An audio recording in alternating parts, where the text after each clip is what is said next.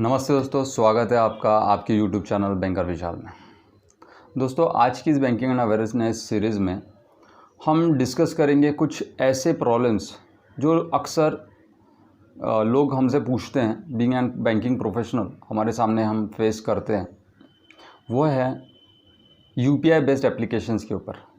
हमारे गूगल पे, PhonePe, Paytm, ये जो ऐप्स है ये चलते हैं UPI प्लेटफॉर्म के ऊपर। यूनिफाइड पेमेंट जो सिस्टम है उसके ऊपर वर्क करते हैं।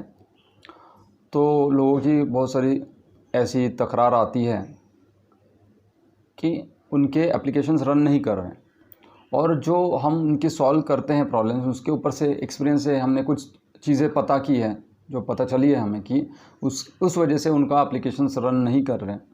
तो ये चीज़ें मैं आज आप लोगों के साथ साझा करना चाहता हूँ आपकी अनुमति से।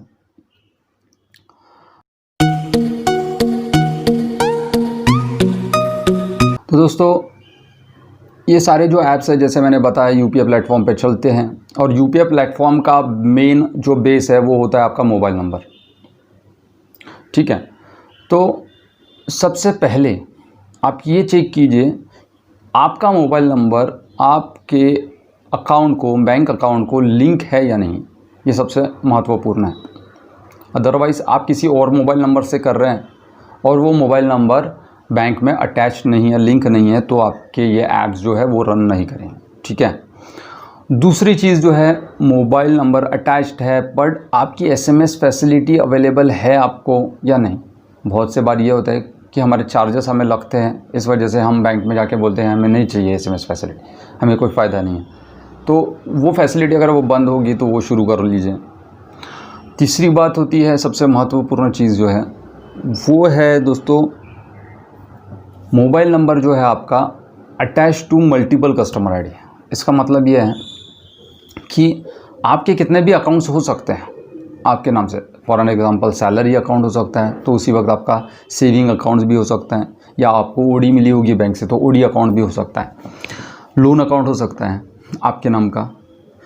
लेकिन आपके जो कस्टमर आईडी जो है वो एक चाहिए। ठीक है, एक इंसान का एक ही कस्टमर आईडी बनता है। अगर वो मल्टीपल कस्टमर आईडी बना होगा, क्योंकि पहले के टाइम में होता ये था, आपने अलग अलग जो आईडी प्रूफ या एड्रेस प्रूफ दी होगी, उसके ऊपर से फेच नहीं होता था कि ये आईडी हमारे पास ऑलरेडी इस बंदे का, ये पर्सन का, कस्टमर का है, तो ये फेच नहीं होता था बैंक में। लेकिन आजकल हो रहा है। पर फिर भी अगर आपके मल्टीपल कस्टमर आईडीज़ होंगे तो उस केस में आप फाइंड कीजिए, आपके पासबुक के ऊपर या स्टेटमेंट पे लिखे रहते हैं, आपके अकाउंट के साथ कस्टमर आईडी भी लिखा रहता है, तो वो यूनिफाइड और सेम होने चाहिए। ठीक है। मल्टीपल अगर कस्टमर आईडी को मोबाइल नंबर अटैच है तो आपको मैसेज भी आता है उस तरीके का कि आपका mobile number multiple customer ID को लिंक है। ठीक है। दूसरी चौथी बात जो है वो ये है, बहुत से बार हम चाहकर भी अलग अलग कस्टमर आईडी बनते हैं, क्योंकि अगर आपका फर्म का कोई अकाउंट होगा और आपने वहाँ पे भी यही मोबाइल नंबर दिया होगा, तो अगेन आपकी UPI बेस्ड एप्लीकेशंस गूगल पे, फ़ोनपे ये वर्क नहीं करेंगे, क्योंकि आर्टिफिशियल इंटेलिजेंस जो वर्क करता है यहाँ पे, तो वो कंफ्यूज होगा कि भाई ये मोबाइल नंबर तो दो अलग अलग कस्टमर आईडी को है, एक फर्म को भी होगा, आपकी पार्टनरशिप या जो भी फर्म होगी या प्रोपराइटर, तो उस केस में वहाँ पे भी लिंक है। और सेम बैंक की बात कर रहा हूँ मैं, अलग अलग बैंक की बात नहीं कर रहा हूँ। अगर आप कोई बैंक ऑफ इंडिया है और दूसरा बैंक ऑफ बड़ौदा है तो उसमें फ़र्क नहीं गिरता है, क्योंकि वो दोनों अलग बैंक से। बट अगर सेम बैंक में आपके अलग अलग अकाउंट्स को, मतलब जिनके कस्टमर आईडी भी अलग अलग है, अगर उससे सेम मोबाइल नंबर है तो आपकी UPI बेस्ड एप्लीकेशंस वर्क नहीं करेंगे। ठीक है। यहाँ पे भी आपको मैसेज आएगा, एरर आएगा, mobile number attach with multiple customer ID. तो इस केस में आप क्या कर सकते हैं, आप अपने फर्म के अकाउंट को, जो आपको UPI में अगर यूज़ नहीं करना है, जिसको आपको UPI प्लेटफॉर्म पे, गूगल पे या फ़ोनपे, इस पर यूज़ नहीं करना है, तो उसको अलग मोबाइल नंबर दीजिए, चाहे करंट हो या सेविंग, जो आप डिसाइड करना चाहें वैसे डिसाइड कर सकते। तो अलग अलग अगर मोबाइल नंबर हो जाएंगे तो फिर आप आपका UPI जो ऐप है वो इस्तेमाल कर सकेंगे। दोस्तों, ये सारी चीज़ें जो है वो बैंक से रिलेटेड है। अब इसको छोड़ के भी कुछ चीज़ें ऐसी होती हैं, फॉर एग्ज़ाम्पल जो मैं आपके साथ शेयर करना चाहूँगा, कुछ लोगों के मोबाइल जो है वो बहुत पुराने होते हैं, वो अपडेटेड नहीं होते, जिसके वजह से ये जो ऐप्स हैं ये उसमें रन नहीं हो पाते हैं। तो आपका मोबाइल नंबर, आपका मोबाइल जो हैंडसेट है वो भी कॉन्फ़िगर्ड होना चाहिए विद दिस एप्लीकेशंस, ठीक है, अपडेटेड होना चाहिए।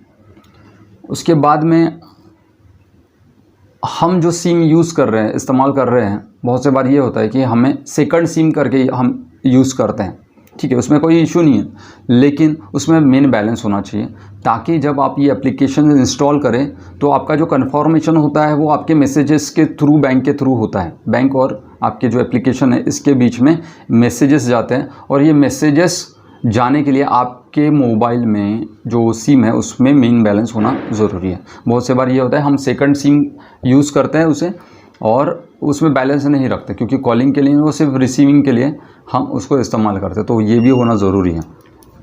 उसके बाद इंटरनेट वर्क करना होना बहुत ज़रूरी है। बहुत से बार हम ये देखते कि नहीं चल रहा है, बट ये भी देखिए आपका इंटरनेट एक्चुअल में वर्क हो रहा है या नहीं हो रहा है, ठीक है, उसकी स्पीड है या नहीं। उसके बाद कुछ मोबाइल्स में हमने देखा है कि उनमें कुछ प्राइवेसी सेटिंग्स की होती है, जिसकी वजह से जो एप्लीकेशंस है वो इंस्टॉल तो हो जाते पर वर्क नहीं करते, या इंस्टॉल करते वक्त आपको जो वो परमिशंस मांगते हैं आप उसको अलाउ नहीं करते, तो उसके वजह से भी आपका जो ऐप है वो वर्किंग नहीं करता है। तो आप डिसाइड कीजिए आपको उसको अलाउ करना है या नहीं करना है। आपको यूज़ करना है तो अलाउ करना पड़ेगा, ठीक है। तो दोस्तों ये हो गए कुछ जो प्रॉब्लम्स जो है कस्टमर हमारे पास लेकर आते हैं, लोग हमारे पास लेकर आते हैं, जिनके इश्यूज़ हम सॉल्व करते हैं। और हमारे जो एक्सपीरियंस जो हमें आया है पिछले 10 सालों से, मैं बैंकिंग प्रोफेशनल में हूँ, तो मुझे जो एक्सपीरियंस आया है, मैंने जो देखा है वो आप लोगों के साथ शेयर किया है।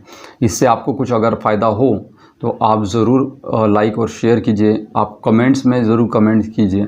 आपके 10 में से अगर 2 प्रॉब्लम्स यहाँ पे सॉल्व हो गए तो मैं अपने आप को धन्य पाऊँगा यहाँ।